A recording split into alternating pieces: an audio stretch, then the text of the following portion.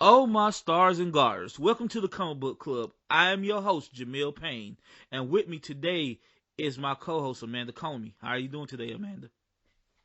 I'm doing pretty well. I'm in a whole new era of my life, so um, everything's all shaken up. So I'm ready to talk about, you know, being a crazy, possessed, overpowered psychic redhead, I as mean, one does when their life changes. today, this is a bonus episode. This is a comments and stuff episode. Again, a shout out to the show that we met on, movies and stuff. Hi, guys. I'm sure they don't listen. We are talking about several adaptations of the Dark Phoenix saga. Mainly the main three, which is X-Men 3 Last Stand, Dark Phoenix, and of course, X-Men the Animated Series. But Amanda, before we do, I actually want to talk to you about something because you've been talking about this on Twitter. You have a new reading device. Yes, I got this is funny for a lot of reasons now. Uh, my employer gives you a present after you've worked there for 5 years, Uh huh. and you got a choice of a few things, and one of the options was like a base model Kindle. Hmm. So I now have a Kindle with a color display that I can run Comixology on, and it's absolutely amazing for reading comics. It's life changing. So I got one maybe like a month before you did. I got a Hmm. Kindle Fire HD, and like Yeah, they're like super cheap. I mean, relatively speaking, right? It's like $160, $170, right? yeah, And like I got it, and I've been reading on my son like iPad Mini, which is the iPad screen is pretty good for reading. You know what I'm saying? But it is an iPad Mini, and it's more wide than it is long. yeah. So when I got this, I like okay, I just need something to read comics on, so I can stop stealing my son's iPad, which I've been doing for the last few months. And I'm gonna tell you something, Amanda. I was not expecting it to be as amazing as it is. Yeah, I really love it. It's bright, it's vibrant. It looks like a damn page. You know what I'm saying? It's really close to the right size and ratio where it really does feel like you're almost holding a comic book, and you can at that size you can see the whole page, and depending on the lettering, like you can actually read the page without zooming in and stuff. Right. Um, which really, I mean, that was my biggest concern with reading comics digitally, was that sometimes the artists do a lot of work with getting the layouts right, Hmm. and you lose that if you're reading it one panel at a time. Right. Well, Kindle has this thing. Like, I don't do guided view anymore, but I did guided view for years. But they have this thing there where if you could go in the settings, right, where Yeah, you can read it panel by panel, then at the end it'll open up, like so you can see the whole yes, page. Or I think you can even do it like you can do it to where like it's before and then go into the yeah, words. So yeah. No, I have it set up to do before and after so that I can be aware of like how the page is working. I didn't have that setting available on the iOS version on my phone. So like when I was reading digitally on my phone, I was going panel by panel, and it was obviously on a screen the size of my phone. right. So I had no hope of reading from the full page view. That was just kind of occasionally to see how it was looking overall. But no, I'm really happy with the size and the ratio and the color and the options that you get for running Comixology on a Kindle. Now let me ask you, what do you think of the guided view in general? I remember the first time I seen it, I was amazed by it. Like I think this is around 2000, wherever your Guardians of the Galaxy came out, wherever first year the Guardians of the Galaxy came out, I remember being like awestruck by the guided view. Like, how do you feel about that in general? I was really impressed with it because I didn't know the first time I went to read something through the Comixology app. I didn't even know that that was going to be happening. Right. Um, and I would say for most of the mainstream comics that we read, it does a really great job. Even when you get to full page splashes, it'll automatically do what we were describing, where it'll show you the page and it'll zoom into the different text. Which also helps to follow which way you should go, because sometimes there's still a problem for me. Like, should I read this first, Yeah. or is this part first? But yeah. And I think that we may have brought that up when we were talking about Promethea, Mm-hmm. because there were a few pages where I thought that the ambiguous layout was part of the point, that you were supposed to be able to read the descriptions, the text, the dialogue in any order. Right. And that was supposed to make it feel sort of timey-wimey, wumbly, bumbly, like confusing, psychedelic, whatever. And you went into guided view, and it like clearly took you around in the order that someone decided the events were happening. Mm-hmm. So I think that's why I was saying that I think that for like most of the mainstream stuff we were reading, where there's like obviously a plot and it's mostly dialogue, guided view is awesome. I can only see it being a failure if you've got like some weird experimental art going on there. Okay. So that is our review of the Kindle for reading comics. If Okay, I have one question for you though. Okay. Do you use it for anything else yet? Because I haven't used it for anything else. It came like, it's got like all of like this stuff preloaded on it, and like I haven't even looked at it, and I just like scroll down to the bottom and Comixology, and I'm wondering if there's even anything else I should try doing with it. I shit you not. Last week I had to start, just for the simple fact that since I'm at work and we had like 2 movies and like a TV show to do for this, I actually had to download. I just had to buy like a couple of movies, like rent a couple of movies. Okay. And I had to rent a couple of movies and get Well, no, yeah, I rented everything. I rented the movies and the TV show, and I watched it on Prime Video. But also, there's a lot of stuff, there's a lot of stuff that's about to stream now.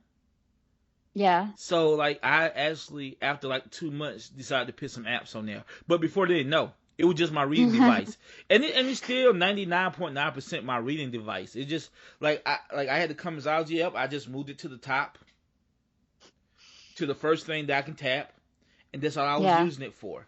So like this big expensive piece of equipment, it was just literally my comic book reading application.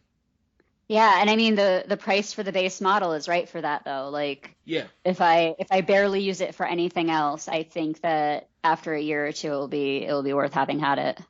Yeah, exactly. So it's great. Like I said, I've downloaded apps now just because it's that time of the year where like Disney Plus is about to start, Watchmen is on, so just like at work, since I don't do much, cause like honestly I was just gonna watch it. Like I started to watch it on my phone. Like I actually started watching X-Men 3 on my phone, and I was just like, and I looked over, I'm like, I have this. You're like, this is horrible. I can't do this to my phone. Well, no. My phone deserves better than this. No. I was just like, but like at the same time, I had the Kindles like set up, and I looked at my phone, looked at the Kindle, like, why the fuck am I watching it on this small ass phone? There's no reason for this. Like, yeah. But because I had my mind so set up on like the Kindle just being a reading device, like it didn't cross my mind at first to even. Yeah. Well, maybe that can be a question to both of our listeners, if they use their Kindles for anything else besides reading comics and occasionally streaming comics related content. Yep. So Amanda, let's get into this today. Today we are talking the Dark Phoenix Saga, or adaptations of the Dark Phoenix Saga. So Amanda, we reviewed, well, we gave an overview review of the comic last week, and I just thought, since it was such an important, how I think it would be interesting to talk about on how people have adapted this story over the decades, right? Let's start with X-Men 3, directed by Brett Ratner, which came out in 2006, May 26, 2006. Okay, I just have to start right there. Mentally, I thought I remembered The Last Stand coming out in like 1999. Wow. I did not think that this was a movie. In my memory, I did not think this was a movie that came out, you know, after we were out of school. So, Amanda, as customary, you go first. What did you think of X-Men: The Last Stand in general? Then we get on the actual adaptation of this story. But what did you think of X-Men: The Last Stand in general? Um, I remember, um, I remember, back when I watched it, which apparently to me was the 90s, being very frustrated because I loved the casting and some of the design for that original X-Men movie series. Right. And I was just like, you guys screwed this up and now we're not going to get any more of them. Ah! Oh, I'm sorry. So I remember my initial reaction was just being frustrated that it didn't live up to the potential I thought it had. Rewatching it this time, it was way more obvious what was frustrating me, which was just that nothing really gets finished. They kind of half-assed everything in terms of plot, in terms of Right. costumes, in terms of fights. Just everything was kind of half measures. Like there were like 3 half movies that they smushed together to try and make one whole movie, and it just didn't work. How did you feel? So, I got a little story. Okay. Maybe about 5 or 6 years ago, I was looking for a podcast to listen to, and I don't remember the name of this podcast or anything, but I remember I started listening to it because it was like a bunch of dudes, but like it was interesting at first. But they actually reviewed X-Men 3, like like a retrospective, and like one dude said, "Well, everybody hate this movie, but honestly, I see no different from this than the other two." And like I remember that making me so mad. And like they reviewed like the James Brown movie, and like dude said like, "Oh, I don't think James Brown is that influential on music," and I just stopped listening to it because like apparently clearly these motherfuckers got trash ass opinions, and I couldn't even tell you what the podcast was, but I remember him saying that and being so mad. So now you fast forward to 2019, and I watched this on a Wednesday. I watched this on a Wednesday. And you know what, Amanda? It's not as bad as I remember. It's not good. But divorce from X-Men 1 and divorce from the expectations of X-Men 1 and X-Men 2, right? Yeah. It's just and like there's gonna be a lot of this episode, but like it's just like there's some clearly bad parts to it. But if you just take it on its own, it's about the same as the other two movies.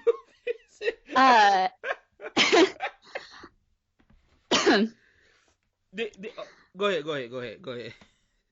Well, I was gonna say, yeah, it's like if there had been a live action X-Men television show.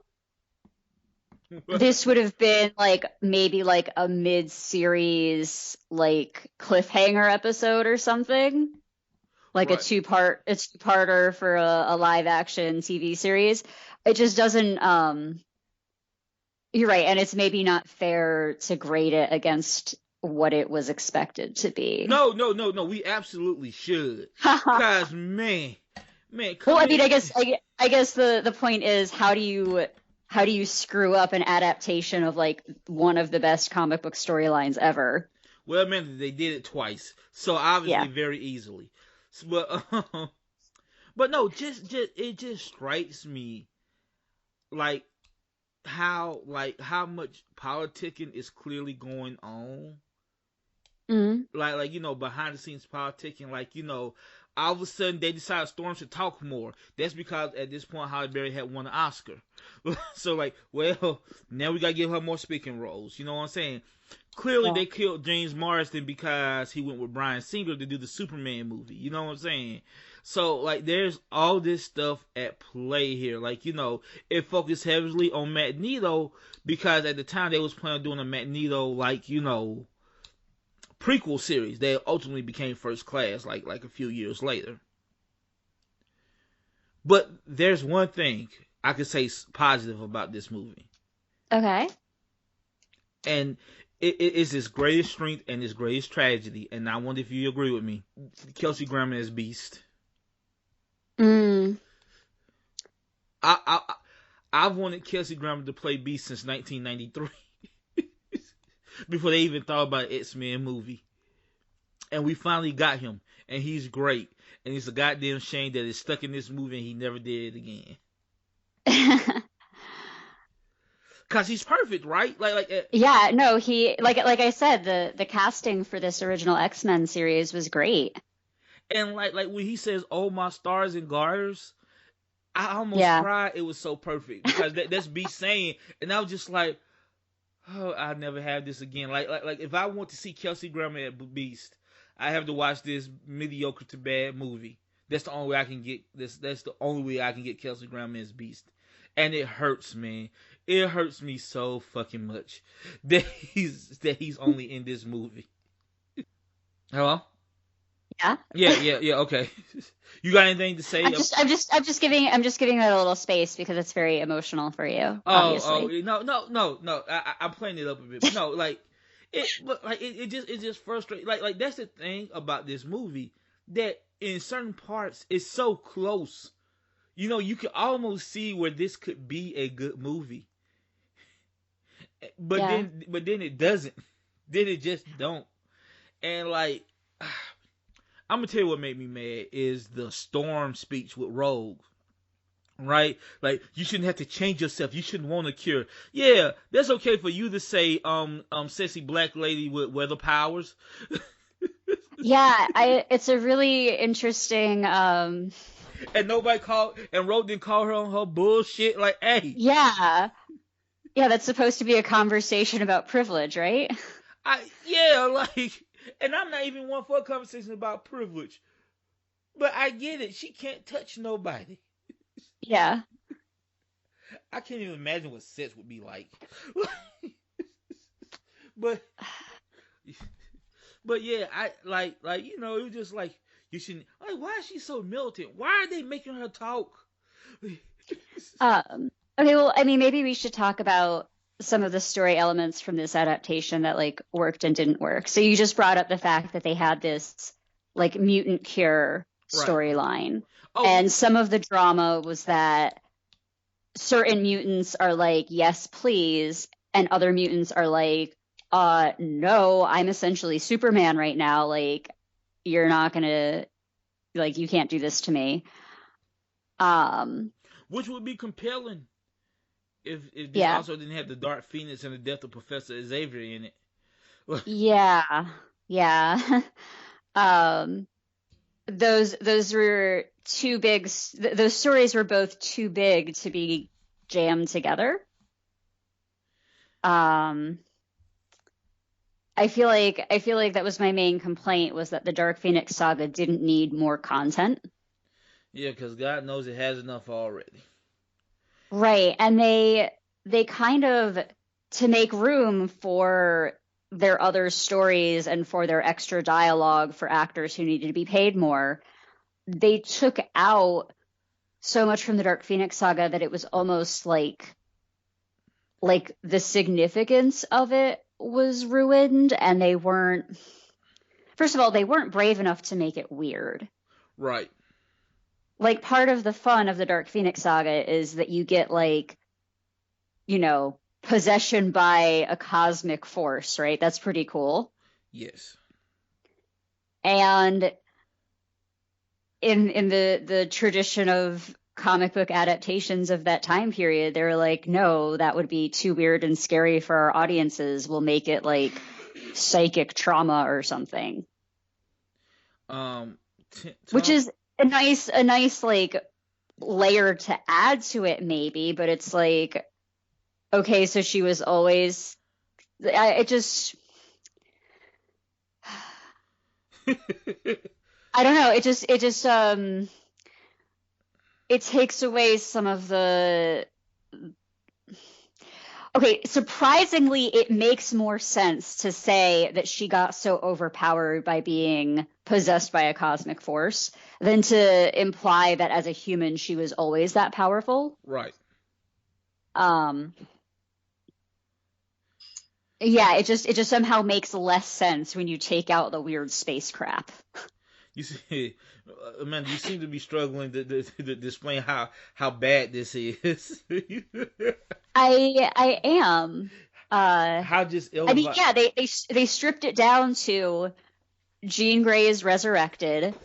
We find out that she was always secretly that evil and that powerful, and that the professor pretty much just blocked and created a second dissociative identity for her. And like, what do we see her do? She like tries to have sex with Wolverine. She beats a few people up. We have the scene at her house, which was, I don't know, it was pretty cool. You know what? Um, That right there was actually pretty well acted by everybody. Like yes. you know when like Professor when Professor X dies, you could see like the shock and Mhm. sorrow on like Magneto's face and Wolverine's and Storm. Just like Yeah, shit, man, Charles is dead. right. That's a game changer.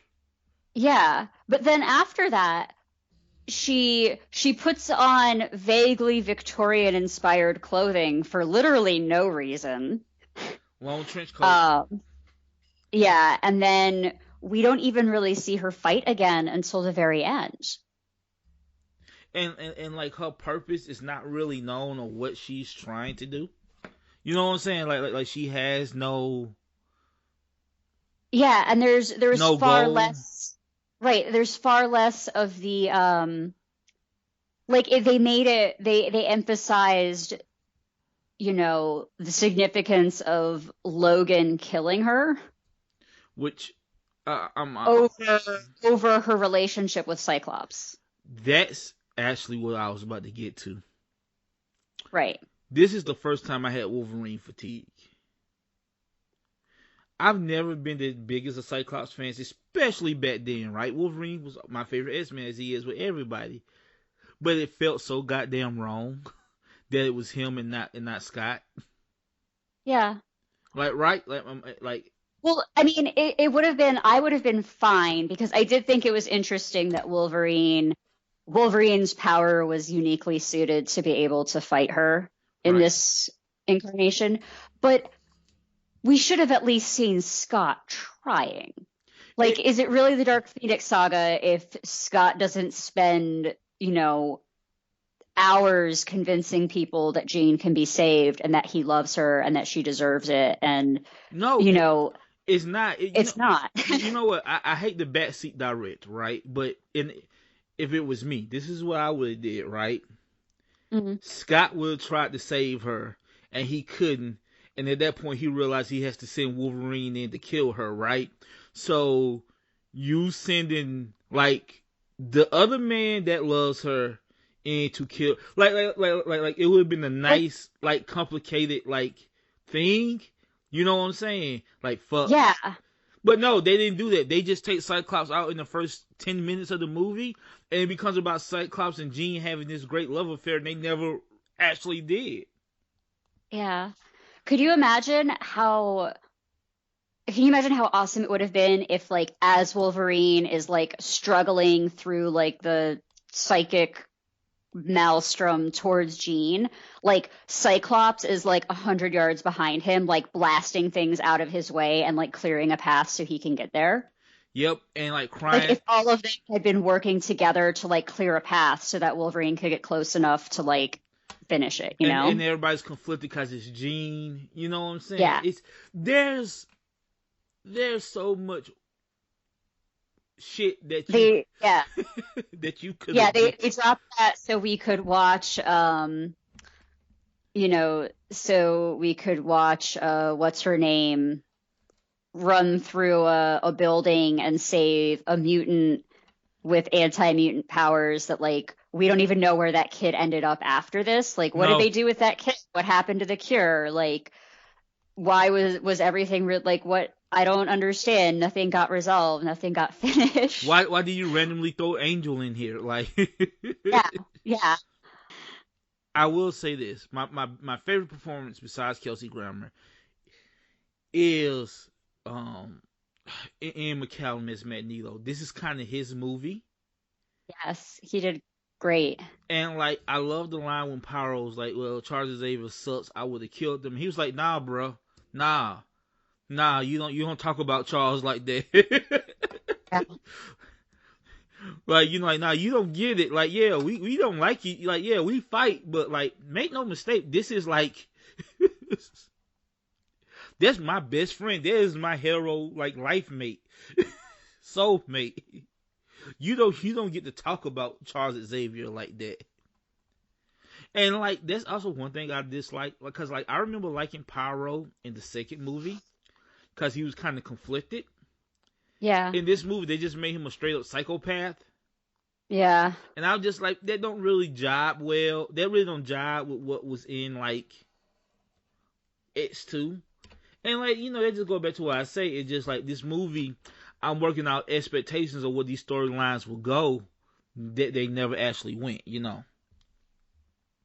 So before we move on to X2, I think we should talk about the controversy, not controversy surrounding it, but what happened, why this ended up being such a bad, uneven movie, is because Bryan Singer, the director and story writer of the first two X-Men, which was tremendously successful, especially X2, he just up and leaves and go do Superman.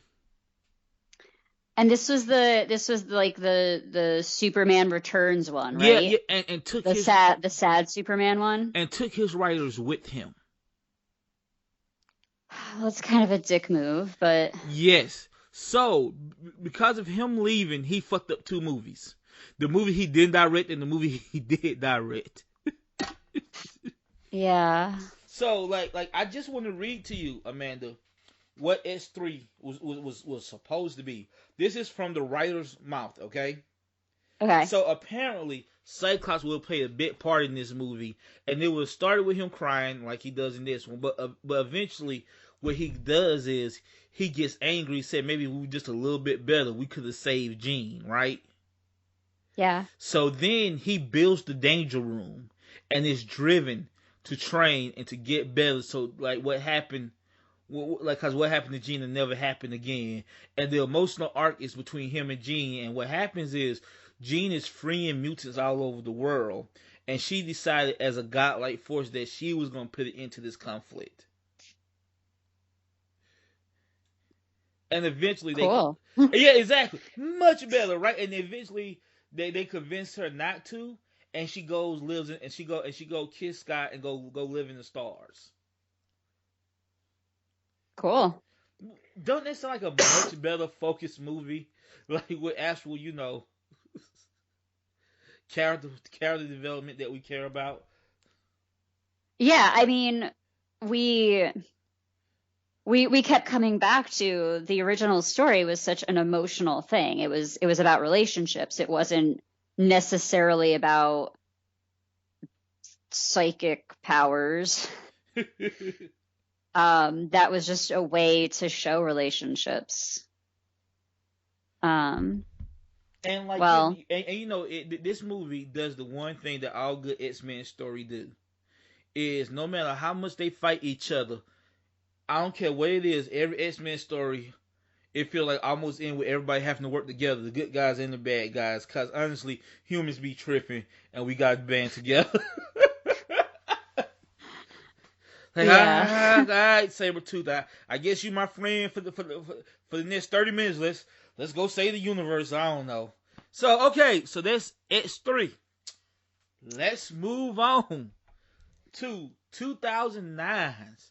Oh, excuse me, not 2009. 2019. Dark. Although I will say it feels like this movie should have come out in 2009. But go Yes, ahead. yes.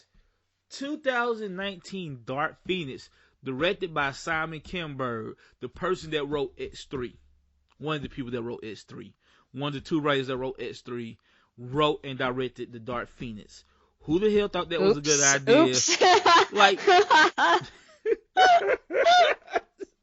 wow. Okay. look, Amanda, that was a genuine laugh by you.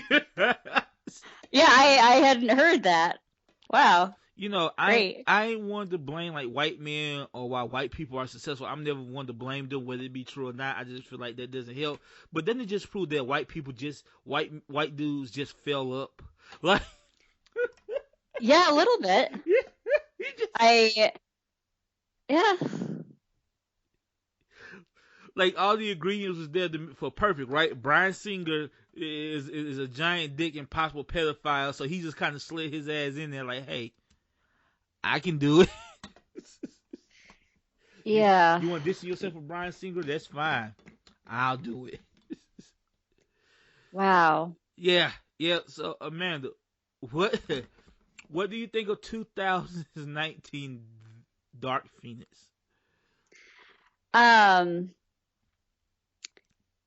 You know,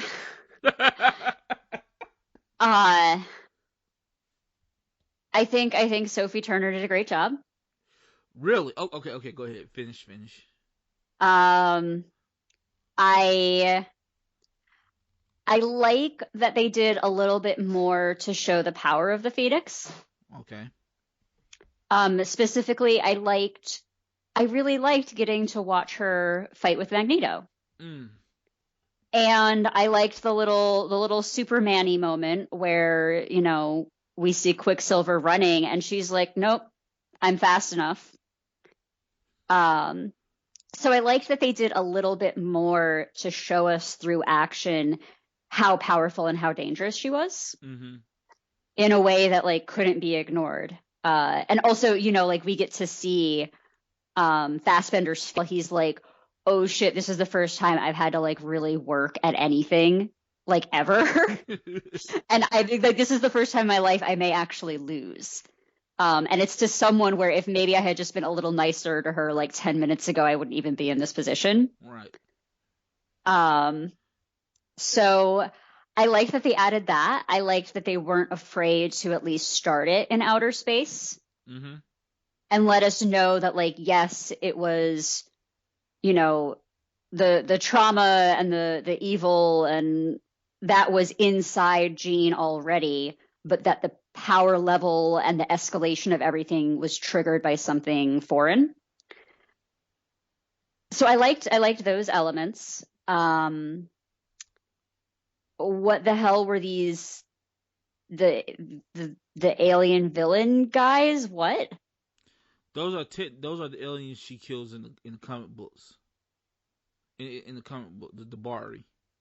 Yeah. But yes, I don't know what the hell was going on with that. But do you like it? What do you think of it? You name stuff that you like. Just no, it was horrible. And I'm really glad that everyone in this cast has done so much other work that it's not going to hurt them. Because like, was it Famke Jensen? Yes. The woman who played Jean Grey in X3, like, did we ever see her again? Not really. Right. And that's a shame because she's a really good actress. Yeah, and she's a good actress. She's a beautiful woman. Like, why? Why did they do that to her? So, no, I think, when I was watching X3, I was at least able to stay off my phone. Wow. There were moments of the Dark Phoenix that were so boring that I was like, yeah, I'm just gonna check Twitter real quick. So I think that indicates that it also had maybe like some pacing issues. Yes. What about you? How you feeling about this? Just like it's just like it's not the worst thing I've seen, but it's just so aggressively mediocre. Like it's better than Apocalypse, but that's not saying much. You know what I'm saying? Like it's just aggressive. In the year that Endgame and Spider-Man comes out, Right. That's what I meant. Is like in 2009, we might have been like in 2009, they may have thought that this was enough to compete as a superhero movie. It just like the aesthetic, everything is just so damn outdated at this point. And it Well, and it was supposed to be because they were doing their whole like this is our past thing, right? right. So was it supposed to be like set in like the late 80s or 90s Okay, on so their so timeline? so look, you know what? No, we're about to have a 30-minute conversation about this movie and everything surrounding this movie. Because man, I got a giant bone to pick with this movie. Wow, okay. X-Men the first one in this new series takes place. X-Men first class take place in 1962. Yes. The Dark Phoenix takes place in 1992. Okay. Nobody has aged in 30 years.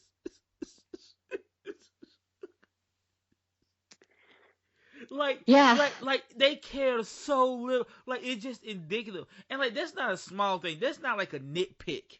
You know what I'm saying? Like that's not a nitpick. Like nobody has aged in 30 years. Like Well, that's how little they care about the thing that they are doing. That they didn't even like. I mean, in the other movies, there were, I mean, this is why I was confused because the other movies, there were very obvious cues for like what decade it was supposed to be. Right. Okay.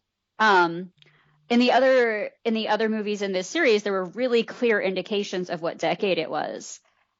And one of the ways they did that was like with Quicksilver's music. And like I just realizing we didn't even get like the Quicksilver bullet time sequences that were so fun in the other ones. Like how lazy is that? He's supposed They to know be. why we come to these movies. He's supposed to be a 45-year-old man. Why is he? Why does he still look like he's 21? Right. Professor X Right. and And if it was 1992, it should have been like Nirvana. right.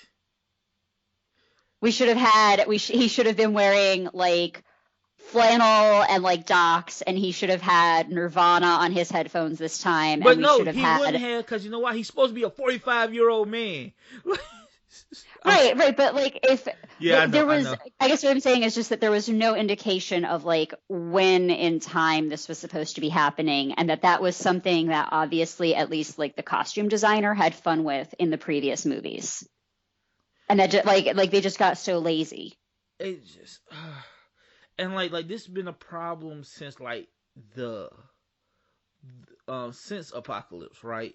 Because I remember like because Apocalypse takes 20 years after um X-Men First Class, right? And Havoc, who was in Hmm. the first movie, is in Apocalypse, right?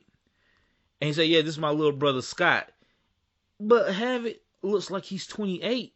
He can't possibly be 28 years old. Why is it like he's supposed to be the same age as his quote unquote parents? Like Amanda, you know how terrible that is that they didn't even care to like age these people up at all, and there's a 10-year gap between each movie. Yeah. Like it's terrible. Like I know what Patrick Stewart looked like in 1992. He was an older man. James McAvoy doesn't look like that in 1992. He sounds like it apparently, but he doesn't look like it. Yeah. Can we talk about the accent for a second? Sure. When did it hit you? Did it hit you immediately, or did it take you like a couple of scenes before you realized he was doing the Patrick Stewart impression? Um, it it took me a little. It took me a little bit. I think it may actually have taken me until we saw Fassbender, because one of the things about this series that impressed me so much was how uh, Fassbender's version of Magneto was obviously so informed by just like even how Ian McKellen carried himself. Right. Like Michael Fassbender stands. Both men chose to give a little bit of like a regal nature to Magneto. And Like this is a man who stands calmly and confidently. And that reminded me that I'd always been frustrated that Patrick Stewart's Professor X was very like calm, Mm-hmm. and that McAvoy's Professor X was always like jittery, and I just couldn't see them being the same character because they had different body language. Gotcha. And so then once I was reminded that Fassbender was in these movies and actually gave a damn about trying to play the same character we'd seen before, then I was like, the fuck is this other guy doing? Well, no, you know what? I don't mind McAvoy Xavier. I just because I know it's supposed to be the same character, but I've just divorced that in my mind that these are the same characters. You know what I'm saying? I mean, I know it's the Yeah. same characters, but like they're not playing that version of them. Like I just made up my mind in first class that they're not playing Patrick Stewart and Ian McKellen version of Professor Xavier and Magneto. But no, you are right. So it's weird that after 3 movies of doing his own thing, that he just switches to Patrick Stewart's voice. Yeah, I mean, the as an audience for these X-Men movies, like we've done a lot of like like you were bringing up like, oh, okay, you didn't bother to age the actors, but that's fine. Like we're comic, like we'll go with it. And you And there's will, only I so won't. But much yeah, there's yeah, only so much going with it that we yeah. can handle. And for us to imagine that in like the 10 years since the previous movie took place, that his life has changed enough that he could just play the character completely different. Like that's too much work for us to do to help them out. It just so he's clearly doing. I don't even know what to say. Like who told him that was a good idea? Just like yeah, just do like because this is the thing. If he would have did it from the get go, right, Yeah.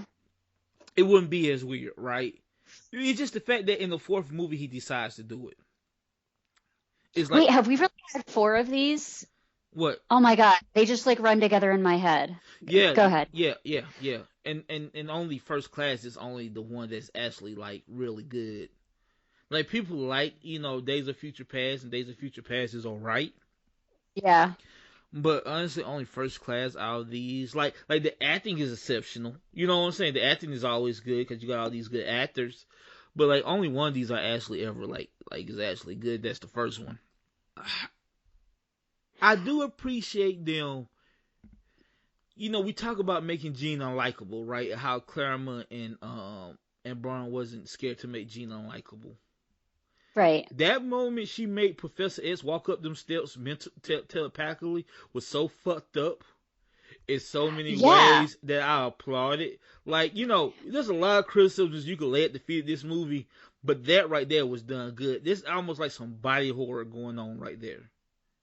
Right. That's kind of what I was saying was the thing this movie did really well was it showed like how hard it would be to fight Phoenix. And we got to see her actually fight some of the most powerful characters. Um, we also, I feel like we should talk about Raven or Mystique. Why? Why do we need to? Why? Just look. Another big complaint of this series is like this fucking deification of Mystique. I was so happy she died. Like I was so happy that they murdered her. Clearly Jennifer Lawrence wanted to die in the first 30 minutes. She was like, look, I'll come back, but y'all gonna Yeah. have to kill me.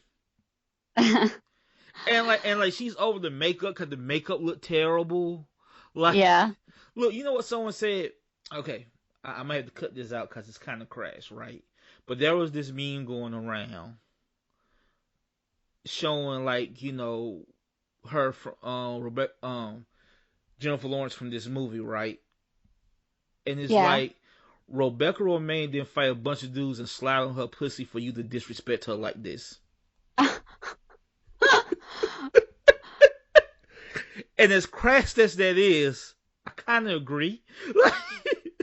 Rebecca Romaine didn't do all that character work, do all that awesomeness for you to fucking show up with like 4 dots on your forehead and unevenly applied blue makeup. Like Yeah. it's your last scene. You couldn't go full like It just be in your face. Now go. I'm sorry. I'm sorry. Go ahead, Amanda. You had some. Well, I think the thing that's even funnier about that is given her power set, like they could have just had her not wear makeup.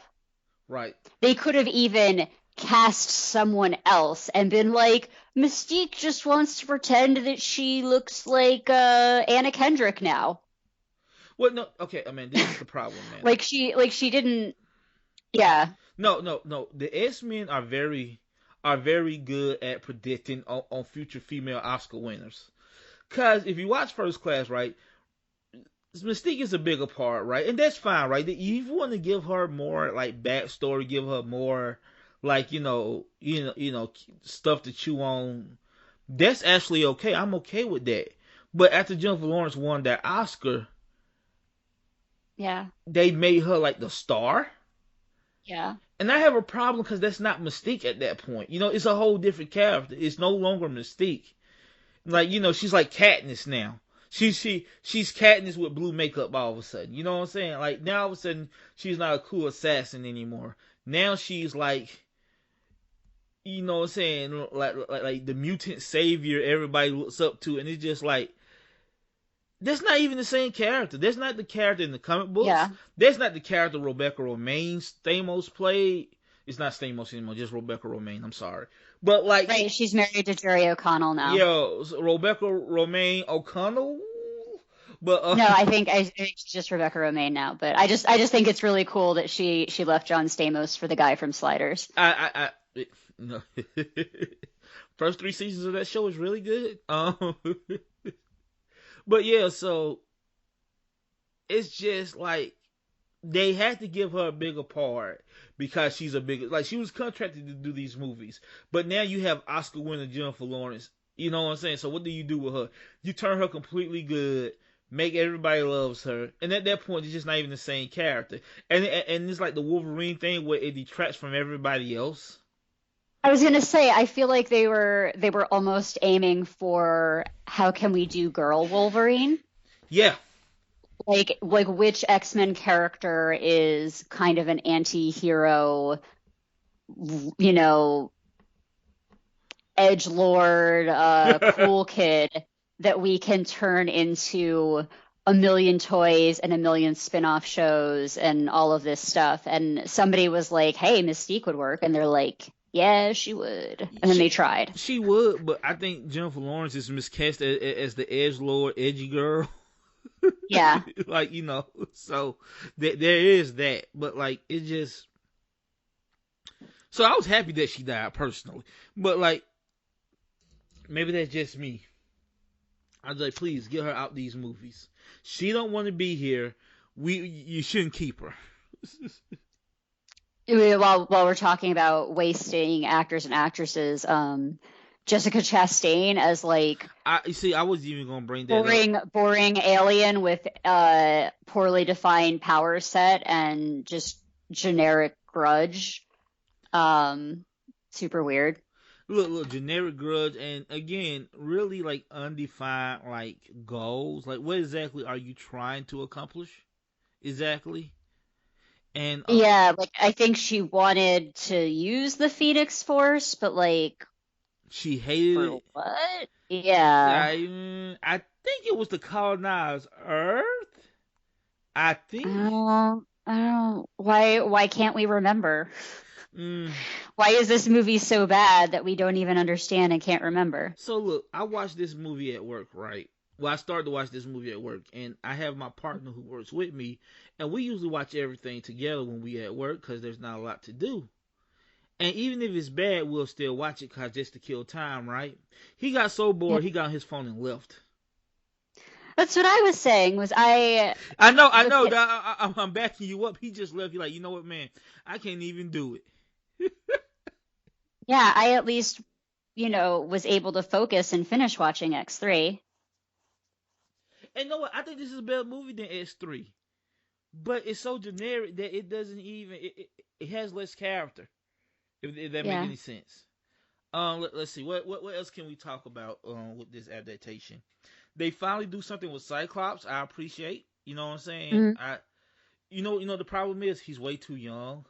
I like my Cyclops to say he's 19, but act like he's 35. Yeah. This Cyclops looked and acted 19, and like I just don't. But I'm glad they actually made it about him and Jean. You know what I'm saying? Even though I don't know when their relationship developed, because in Apocalypse they had just met, but I guess in 10 years, I don't know. But I'm glad they did They're something. asking us to do a lot of work between the They movies. are asking us to do a whole lot of work. I thought Storm was pretty cool. I thought Nightcrawler was pretty cool. I wish they had more to do. Mm. And I'm really upset because at the end of Apocalypse they gave them all their 90s costumes, and Yeah. they don't do that in this movie. Like Yeah. like Disney and DC actually has shown you that you can put these characters in costumes, but Fox, even after all these years, are scared to put characters in actual costumes. Yeah. Like at the end of Apocalypse, the dude that plays Cyclops in his 90 gear with the bandolier and every damn thing. Yeah. And I'm like, oh great, so that means next movie they're gonna be nope, street clothes. I mean, at least she had like a long coat for a little while. Yo, what is up with that? What is up with this theme of long coats in the Dark Phoenix? Is that like Simon Kinberg thing? Is that like his fetish? Redheads and long trench coats that can crush you with your mind?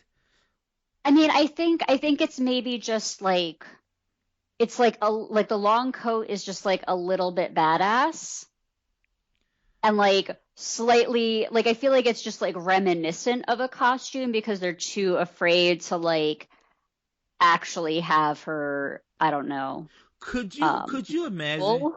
Could you imagine if they had the balls to put her like in the green or red Phoenix outfit, like a movie version of that? You know how awesome that would have been. It would have been amazing.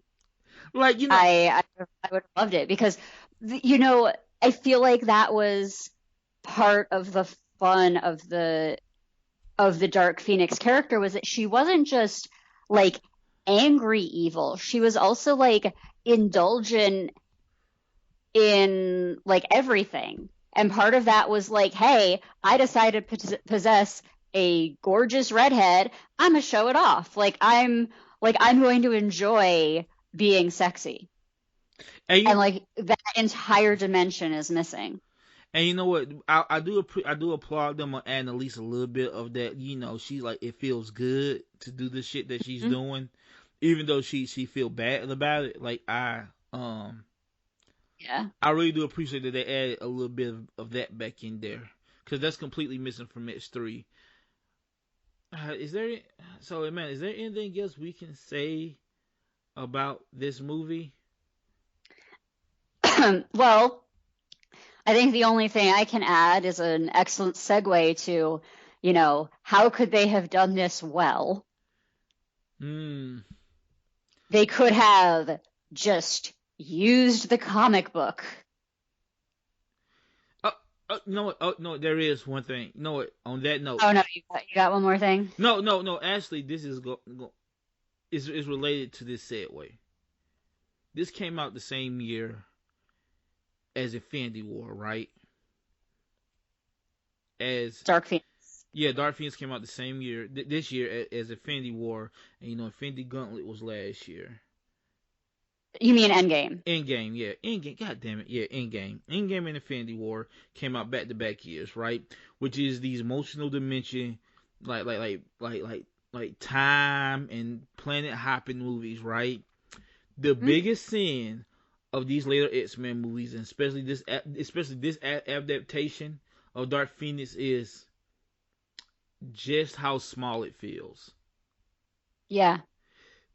The X-Men are a huge sprawling cast that does time travel, that hops from planet to planet, and all type of crazy shit. And Endgame beat them to it, and it's a goddamn shame. It if there was any time that you could have got away with having like the Shi'ar Empire and the Starjammers and fighting on the blue side of the moon, it would have been this year of our Lord 2019.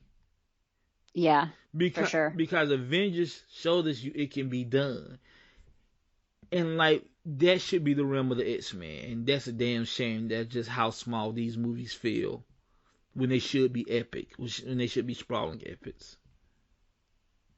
With that being said, Mandu, let's talk about X-Men, the animated series, and their 4-part Dark Phoenix saga. We aired in November of 1994. You remember 1994? That's a good year. I turned 10. Great year. I turned 10 years old that year. So, Amanda, what did you think about the X-Men anime series adaptation of the Dark Phoenix saga? I think that perhaps out of a combination of respect and laziness, they just said, "Hey, the comic book can be our storyboards, and we don't really have to mess with it too much to make it a cartoon." Right. Right down to details that I love, like Shaw and his gigantic quads wearing those green tights.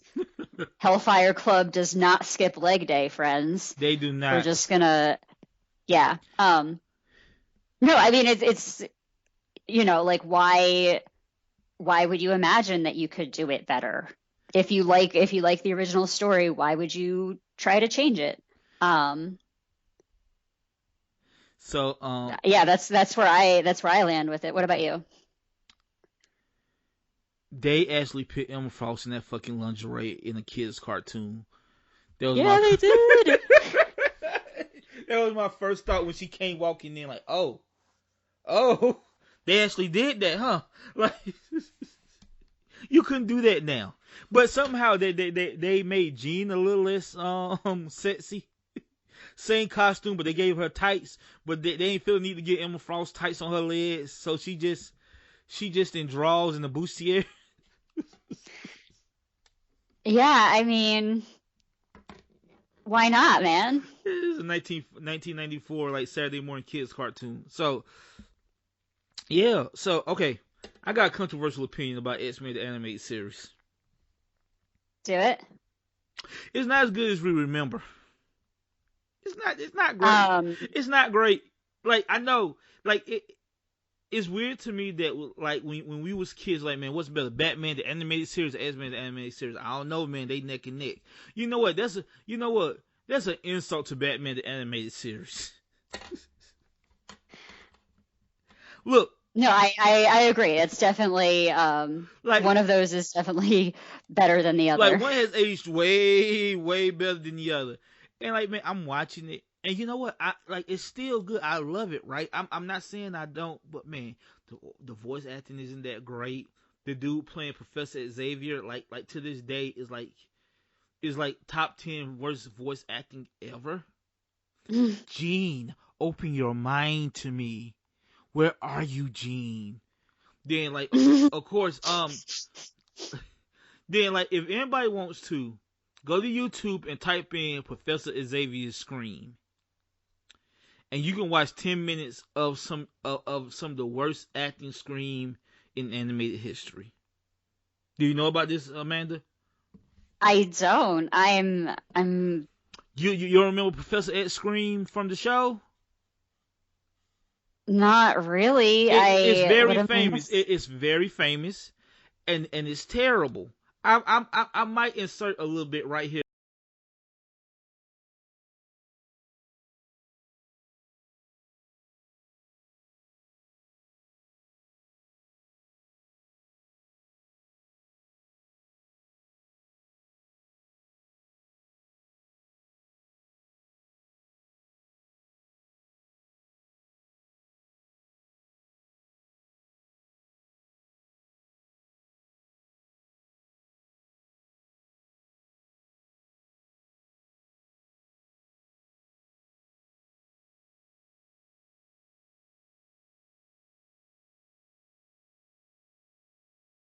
I'm definitely sending the link as soon as we're done. Like, as soon as we're done with this, I'm sending you the link. But Okay. But the guy that plays Professor X is terrible. I don't know else how to say. Like maybe he's good in other shit, but he is terrible in this show. Like I think the only voice that really holds up is Wolverine's, and that's only because he doesn't talk much. Or but everybody else, like to Cyclops, to Rogue, I guess Rogue kind of holds up in that stereotype type of way, kind of. You know what I'm saying?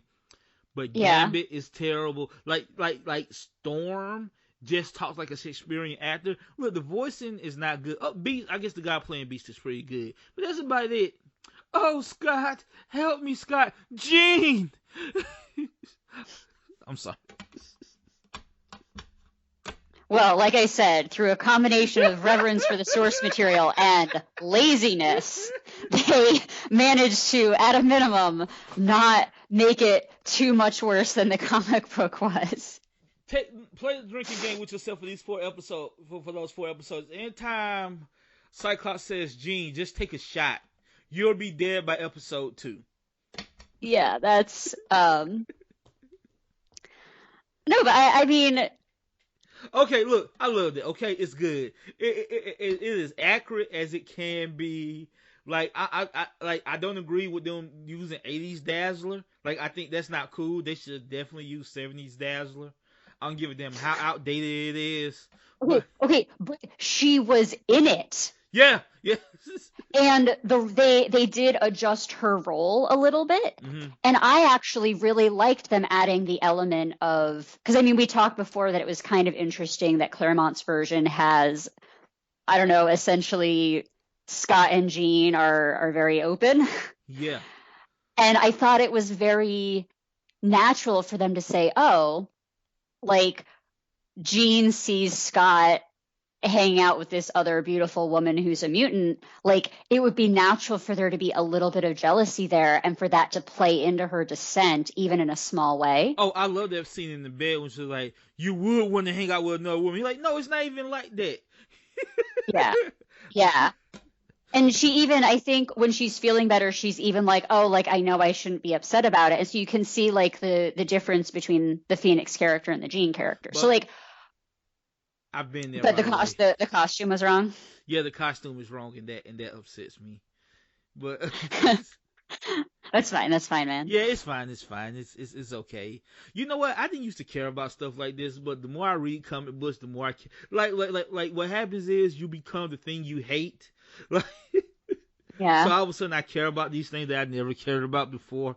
Like the costume's not right. What the hell, man? It completely takes me out of the story. But no, but like for the most part they got everything right. And like I said, they adjusted it where they need to. I like that Beast pretty much played his role and Nightcrawler's role within the story. Mm-hmm. You know what I'm saying? And Rogue was pretty much what Colossus and Angel. Like they made her Colossus and Angel. And Gambit is just Gambit. I always just one date rape away from going to jail. That's Gambit. No. Yeah. It's Gambit. No, I mean it's hard to find something to say about it because it really just is, they just did the comic book pretty much. They weren't afraid to have the elements from outer space. They weren't afraid to have the actual Hellfire Club. They weren't afraid to have Amanda. Jean doing old-timey Victorian cosplay. What? It's not the Hellfire Club. It's the Inner Circle Club. Get it right. God. Sorry. They changed the name completely inconsequentially. Who knows why? Maybe because it was a TV show for kids. So and while Emma Frost can be drawn with her titties half out, we can't say the word hell.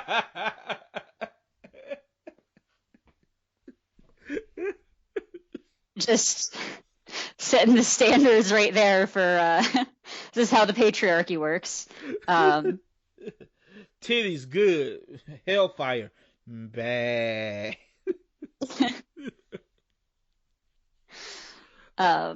Yes, yeah, like it's all there. It and it's all good. They even put her in the Marvel Girl costume.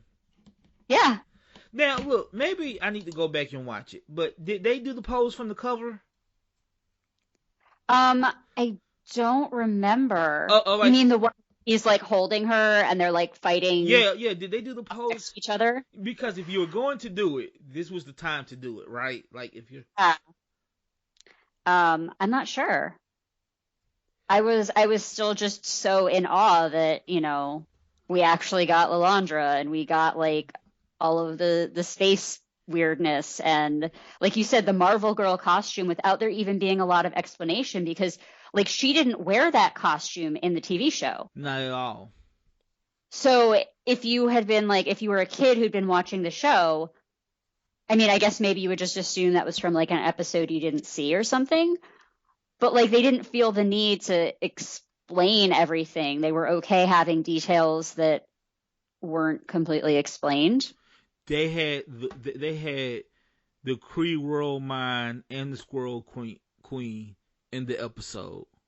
Right, and that was like exactly the same as that panel was drawn too. Yes, and they had the two lackeys. They didn't do nothing in the fight, but they had the two. They had the Kree and the Skull lackeys in the audience also. Yeah.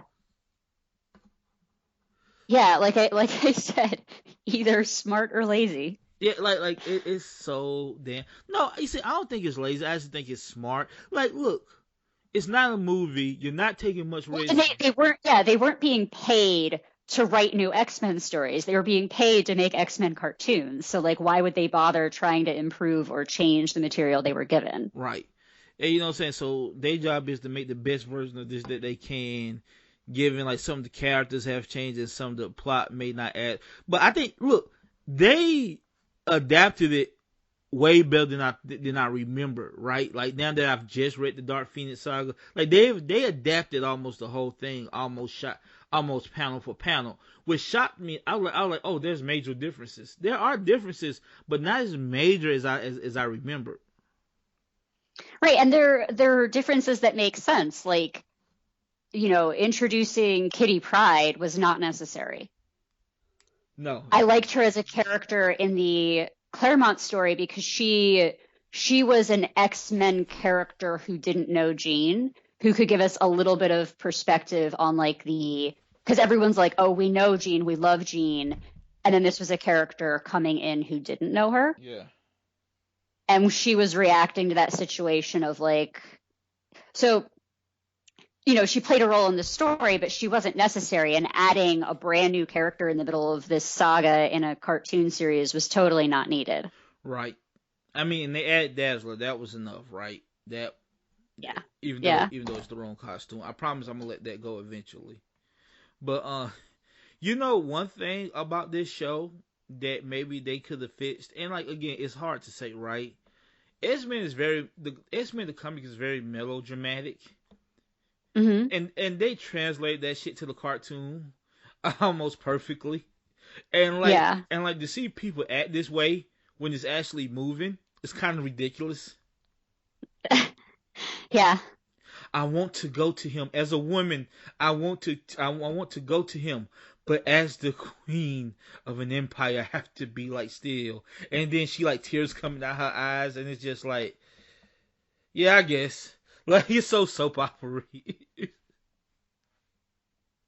So yeah, I think that's it, man. Is there anything else you would like to say about they didn't do the whole slave thing, which I didn't expect them to do. But like that would have been kind of cool if they would at least had them dressed up in those outfits.